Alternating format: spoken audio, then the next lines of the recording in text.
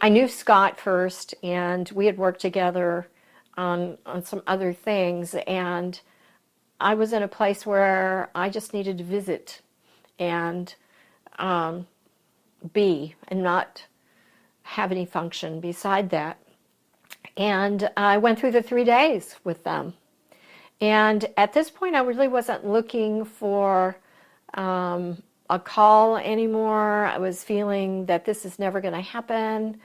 And I just wanted to go through the 3 days, Maundy, Thursday, Good Friday, and the vigil. And I did. And I thought, I can see what they're really trying to do. And I'm kind of a little missing link there. And I thought, this is where I belong. This is where I need to be. St. Andrew is a very special place, and I'm not quite sure where I would be without it, without the people there. What we do on Sunday mornings makes a difference to what happens the rest of the week. There's a purpose and a challenge to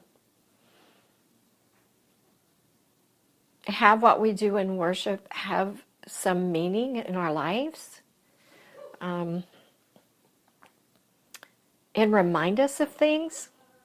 I think that's one of the main reasons that I keep going, is that I come on Sunday and I'm reminded of who I am and what my calling is.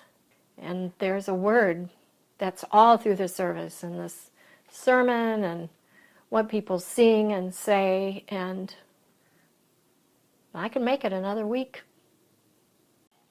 Well, the church itself has a really big reputation, amongst themselves. Its music has always been very, very important, and we have some saints, who Stan and Helene and people who really gave so much to the music program there, but what we do, I think, really well, is that the music gives the assembly a chance to respond to what they've heard or where they are. We sing something at the beginning to help us gather, because, oh my gosh, life is so hectic.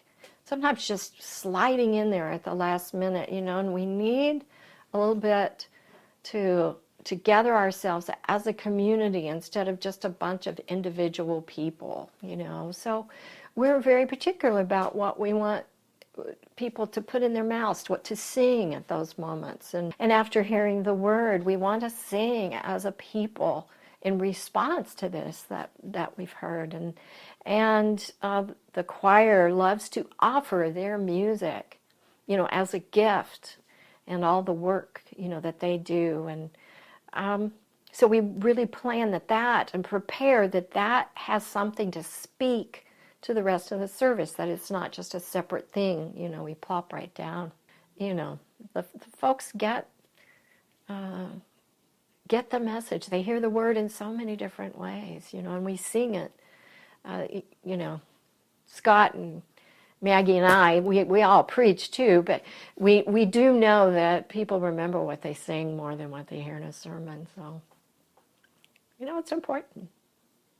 I look back on my life, and music in the church has been such a big part of it. I remember things that my choir director, my children's choir director at church said. I have 2 degrees in music, and I've been a professional musician for a long time. I remember what Miss Manslow said about singing. And I know that there was a time in my life where I thought, I don't ever want church to be my job. I don't want a singing job in a church. And I find it really funny, and one of those, the Spirit goes where it will, that there came a time in my life that it was like, this is what you need to do. All this music that you've done all your life. And it's like, look at you. The church is going to call you. Whether you that was in the plan or not. But everything that I had done up to that point had prepared me to accept this call.